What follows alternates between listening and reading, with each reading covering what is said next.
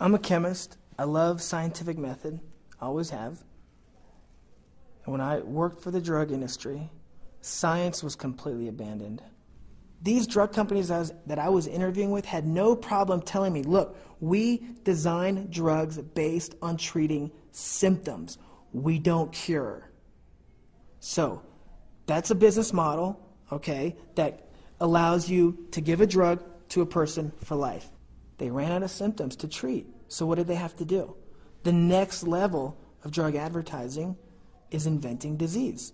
When you run out of symptoms, you don't have any more clientele to market to. So you have to invent disease. A new psychological study from the National Institute of Mental Health. Just this morning, along with his longtime psychiatrist. The circle of depression is growing wider, broader. 15% of women suffer from this disorder. Affecting over 20 million Americans. Changes that have occurred in the brain. Abnormalities in the neurotransmitters. Who's got a problem? They've got a drug. 6 million American kids take prescribed medication.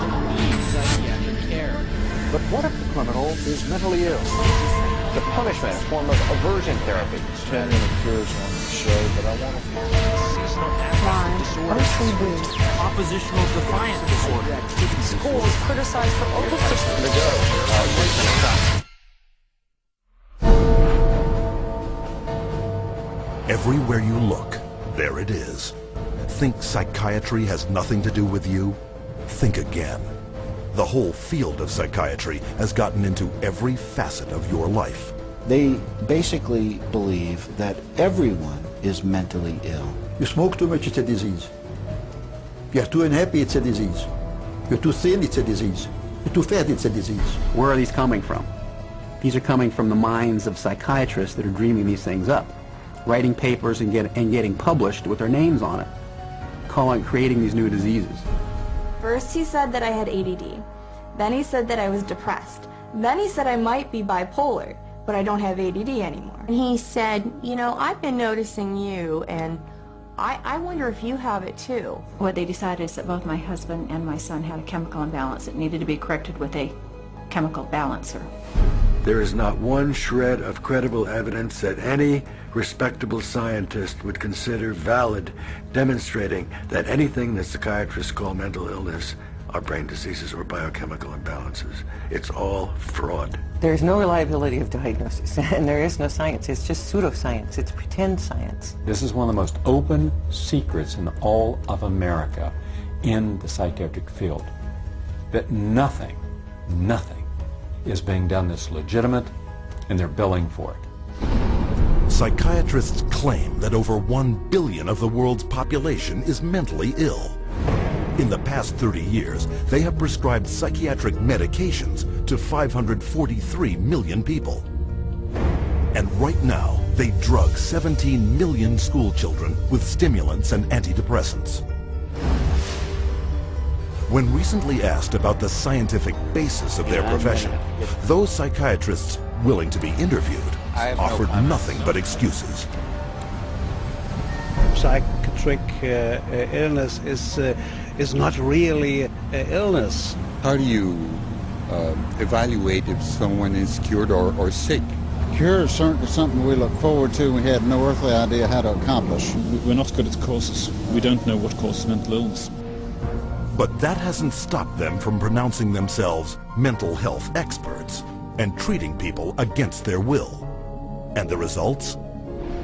This psychiatrist, man who's supposed to work to heal people, has done nothing but destroy this man's life, and in destroying his life, destroying the lives of all of his loved ones. Excuse me. Have you been diagnosed with depression and struggle with sadness? Maybe you're scared of being criticized. Loss of interest, aches and pain. Always thinking something terrible. Ask your doctor about Effects or Exile. Ask your doctor about Cymbalta. Talk to your doctor about Zoloft. So talk to your healthcare professional. Get with your doctor today. Your doctor. Tell your doctor. Contact your doctor immediately. Talk with your doctor.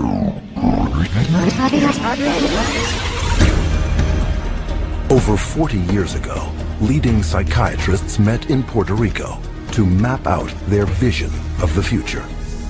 We see a developing potential for nearly a total control of human emotional status, mental functioning, and will to act. Their plan?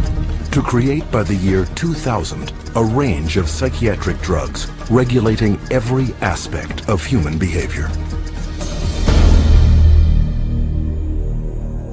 I was diagnosed with depression and put on Paxil. ADD, and I was prescribed Ritalin. General anxiety disorder, prescribed Zoloft. Bipolar disorder, and I take lithium. PTSD, Zoloft. I was on Paxil. When they placed me on Zoloft. They gave me Adderall. I was prescribed Sibtamil, Tegretol, Lexapro, Depakote, Stelazine, Adderall, Concerta, Orazine, Prozac, Lorazepam, Effextol, Clonazepam, Ritalin, Dexamphetamine, Paxil, Cylert, Prozac, Adderall, Elavil, Depakote, Wellbutrin, Seroquel, etc., etc.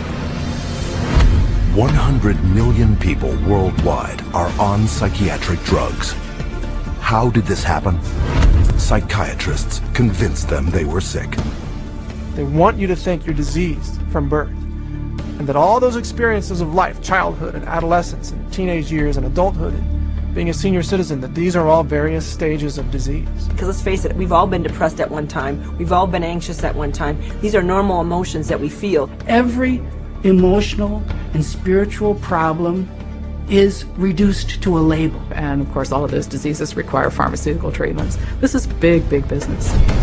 While generating a healthy income, claiming to be medical professionals, psychiatrists will freely confess that their profession is devoid of science.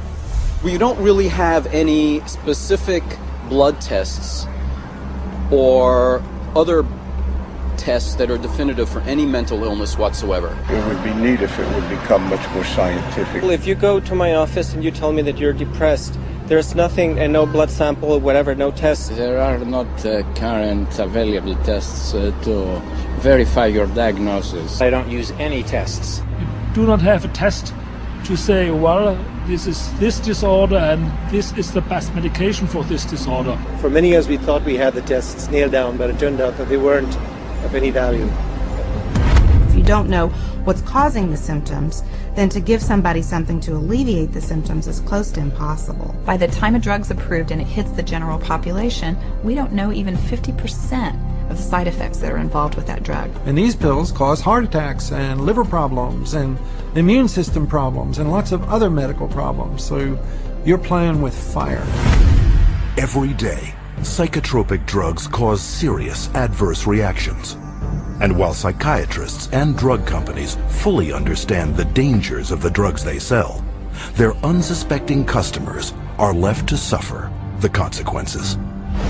Everything became worse. Each mood swing was worse. He would have chronic headaches, chronic, nausea, not feeling good. She was very agitated, very, very jumpy. She was having horrible hallucinations. Her personality was disintegrating. Once he started on that drug, the cloud just stayed over him and stayed over him and stayed over him. It got darker and darker. He thought there wasn't anything worth living to kill himself. That was not Matthew. That was the drugs. At least I would like to have said, I love you.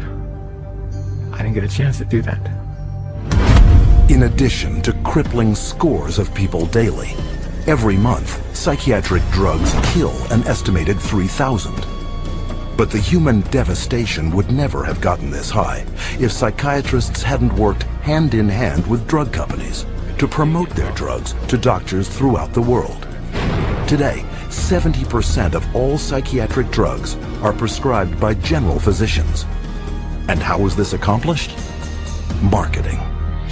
It's about creating a good story that uses science that convinces a physician to think about writing a prescription. This is not science. This is incredibly effective marketing. It has nothing to do with science. They use what I call statistical contortionism.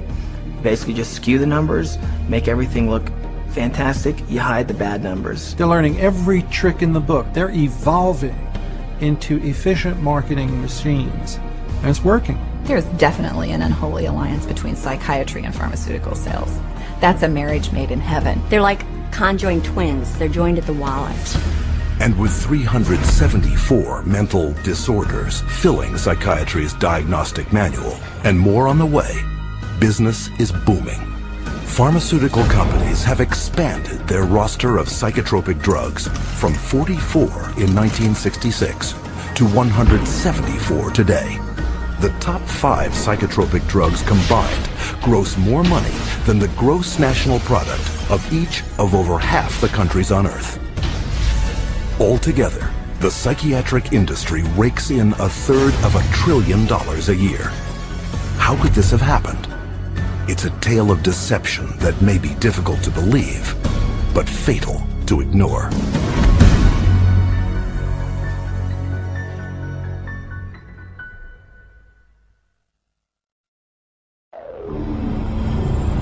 We took him to a psychiatrist, and within a matter of minutes, yeah, she's ADHD, and here's your drug. Went on to Medicaid, and 5 minutes later, he was on Zyprexa. He saw the psychiatrist and prescribed the medicine for 20 minutes.